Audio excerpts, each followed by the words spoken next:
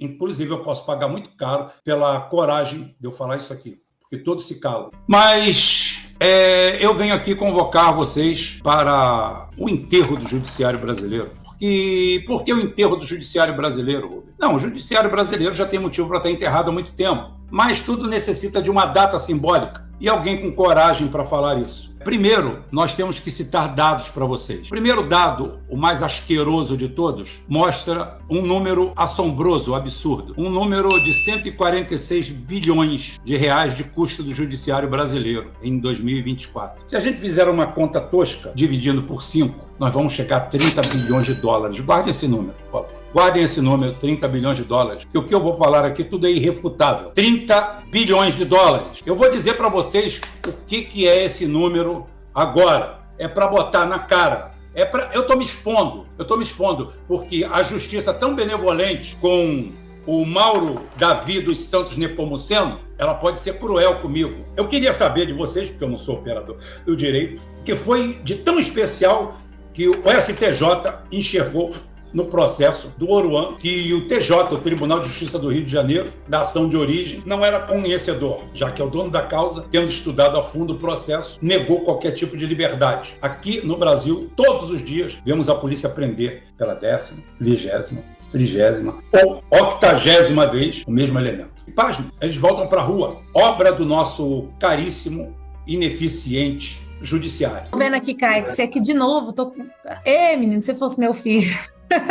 Vai, doutora, mas o que meu Deus, Kaique, me ajuda a te ajudar. Narcotraficantes recebem de volta aeronaves compradas com dinheiro do crime e a polícia, humilhada diante das câmeras, é obrigada a retirar seus adesivos das aeronaves que estavam em uso e entregá-las aos representantes de um criminoso em fuga. Somos realmente uma jabuticaba sem fim. Somos um povo sem vergonha. Somos um povo que só sabe se matar por futebol, por briga, comezinhas. Nos matamos porque os nossos filhos brigam na rua um com o outro. Nos matamos por causa do final da novela. Nos matamos por qualquer motivo. Uma batida de trânsito, um arranhão no carro, por um ato fortuito. Mas nos calamos diante do descalabro que virou todo o processo judiciário brasileiro. O Brasil está de luto e deve continuar de luto. Eu não tenho medo de falar isso porque sou cidadão. Se quiserem atuar covardemente contra mim, fiquem à vontade. Afinal de contas, num país que o Oruan é solto porque o processo não enxerga motivos para mantê-lo preso e depois, comprovadamente, o mesmo pertencer a uma facção criminosa, é bem provável que num país desses eu tenha mesmo que estar preso. Talvez a solução seja essa. Talvez a liberdade do cidadão comum de bem seja a prisão. Só para vocês terem ideia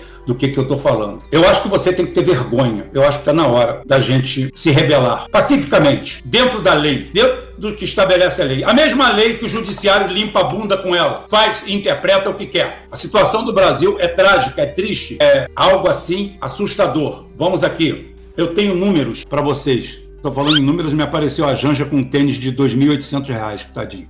A decisão foi assinada pelo ministro Joel Ilan Paciornik, do STJ. Ele entendeu que os fundamentos usados para manter a prisão preventiva eram insuficientes, em princípio, para a imposição da segregação antecipada. Qual a escola de direito que estudou o Joel Ilan Paciornik, que é tão diferente dentro de algo tão engessado quanto o civil law? Que o civil law é engessado, o direito romano-germânico é engessado. 10 pessoas veem a aplicação de uma lei e as 10 vão concordar em grau, número e gênero. Não há diferença substancial. Isso é diferente no direito imperial, no common law, aonde não há figura da soltura aí, desse jeito. Por isso que lá cobram uma fortuna para o cara ficar solto. O cara paga e fica solto.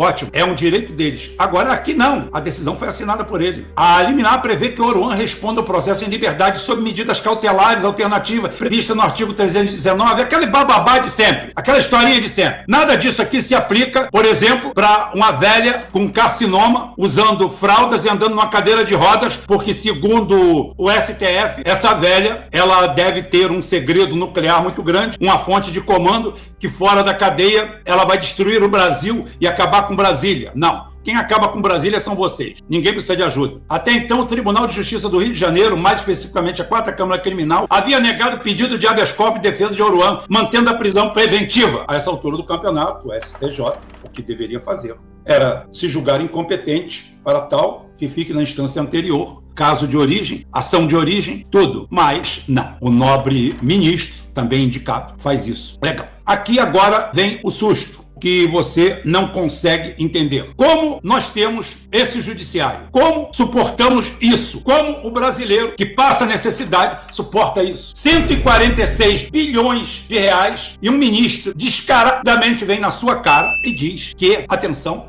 isso no final é barato. Claro, o Brasil tem 47 mil assassinatos por ano. Claro, isso coloca na rua 7 de cada 10 presos. Na audiência de custódia vai todo mundo pra rua. Uma quadrilha pega com 600 quilos de cocaína numa carga de manga, vem um desembargador e anula as provas. E bota todo mundo na rua. Pra isso nós gastamos 146 bilhões, 30 bilhões de dólares. Deixa eu te dizer o que é 30 bilhões de dólares, que você não sabe, mas eu sei pra te falar. As 93 menores economias do planeta têm uma receita menor, um PIB menor que 29 bilhões de dólares. Então, entre 80 a 100 países, tem um PIB nominal inferior ao nosso judiciário. Os números são de arrepiar. Iêmen, Líbano, Albânia, Moldávia, Bósnia e Herzegovina, Macedônia do Norte, Montenegro, Kosovo, Mongólia, Quirguistão, Tajiquistão, Botsuana, Namíbia, Níger, Mali, Burkina Faso, Chad, Zimbábue, El Salvador, Nicarágua, Jamaica, Barbados, Belize, Bahamas, Papua Nova Guiné.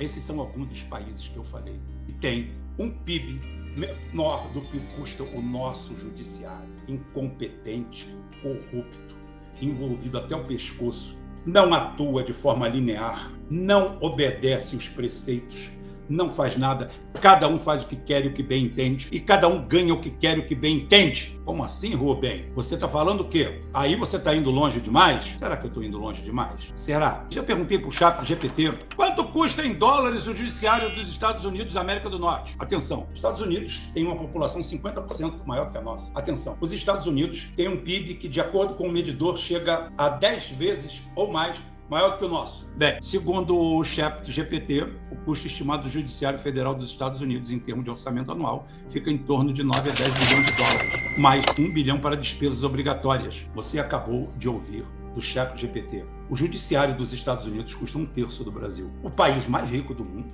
levando em relação população, PIB, eu coloco aqui todo dia as mazelas dos Estados Unidos. Mas agora, especificamente, nós estamos falando de justiça. Menos de 0,1%. São números. Juiz americano não tem fórum privilegiado. Ele pode ir preso a qualquer momento, como qualquer cidadão, como qualquer servidor. Ele é soberano nos seus autos, como deve ser. Juiz americano não vive em mídia social. Não vive se explicando para a revista Caras, ou para o Facebook, para o YouTube, para o X. O decoro está acima de tudo. Judiciário brasileiro custa 3 vezes em números absolutos. Números absolutos. Por exemplo, em dezembro de 2023, pobre desembargador José Roberto Pinheiro Maia Bezerra Júnior, nome bonito, grande, né? Ele recebeu 856 mil de salário. No Mato Grosso do Sul, onde tem o maior escândalo de todo, Júlio Roberto Siqueira chegou a ganhar 247 mil no mês. Isso é dinheiro de pinga.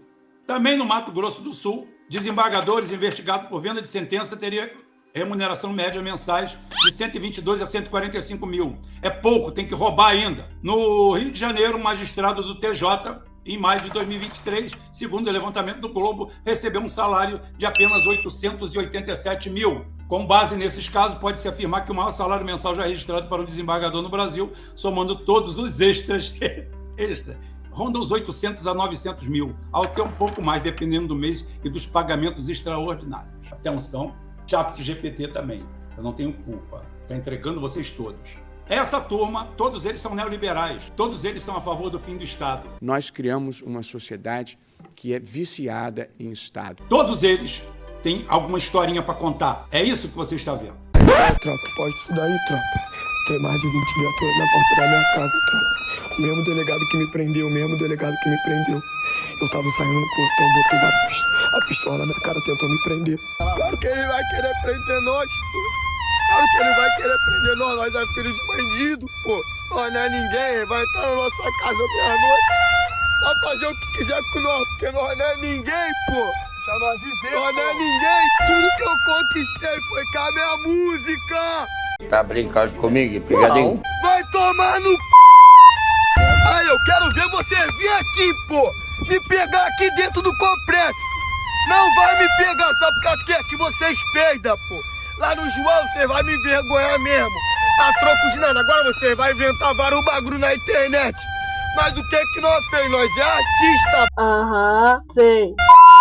Vai tomar no eu tava com o Travis Scott e eu sou filho do Marcinho, seu filho da Uma aula de educação, de fineza, de qualidade, mostrando que você não pode perder a esperança com o fim do poço. Sempre vai haver um Marcinho, sempre vai haver um ministro, sempre vai haver um desembargador para cavar um buraco mais fundo para enterrar o Brasil. É o judiciário, é o legislativo, é o executivo, são os três poderes envolvidos em acabar com esse país, de alguma forma. Você não pode andar pelas ruas. Quem tem comércio na periferia tem que pagar para o narcotráfico, enquanto em Brasília os ministros, os magistrados ficam escolhendo qual será o meu salário esse mês, quanto que eu vou ganhar. Vamos pesquisar qual carro o povo vai comprar para a gente andar, quantos seguranças eu vou levar, qual casa eu vou comprar em Miami. Isso aí é o resultado do retrato do Brasil. Alguém tem que botar a boca no trombone. Eu queria me dedicar à geopolítica só. Eu só estou fazendo esse vídeo hoje, não estou passando bem. Vocês viram aqui, estou com eruptação, inhação.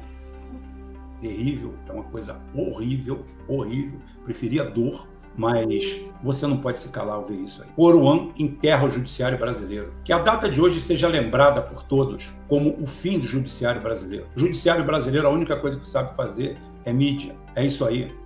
Os amiguinhos do STF, que ontem eram inimiguinhos, hoje viraram amiguinhos, amanhã viram inimigos de novo, e aí depois voltam a ser amiguinhos, contanto que sempre você seja o perdedor. Sempre você não tenha segurança para andar, no rincão onde você vive não existe a segurança, que você tem que pagar pedágio, que você tenha que aturar de tudo. Se você mora na periferia, você já está de uma grande cidade. Agora, se você não mora, a desgraça vai ir até você, porque sempre haverá alguém do judiciário pronto para dar uma mão e uma força para isso aí. É assim que o mundo funciona. Judiciário brasileiro, custo 3 vezes maior que o americano. Tá aqui, mostrei para vocês. O judiciário brasileiro custa 30 bilhões de dólares, mais do que o PIB de 90 países, enquanto o judiciário americano custa 11 bilhões de dólares, para atender uma população 50% maior do que a nossa. Lá juiz vai preso, lá juiz vai em cana, lá juiz fora dos autos, é um servidor público. Aqui é um Deus. Inclusive eu posso pagar muito caro pela coragem de eu falar isso aqui, que todos se calam. Hoje foi mais um dia normal. Qualquer descalabro que um juiz fala, aqui no Brasil, o que o executivo fala? Ordem do judiciário é para ser cumprida. O que é para ser cumprida? São deuses? Não há recursos? Não há condição? Existe alguma lei natural que é seguida, em que maus elementos não podem se apossar do judiciário? O problema não é o judiciário, são os elementos que ali estão.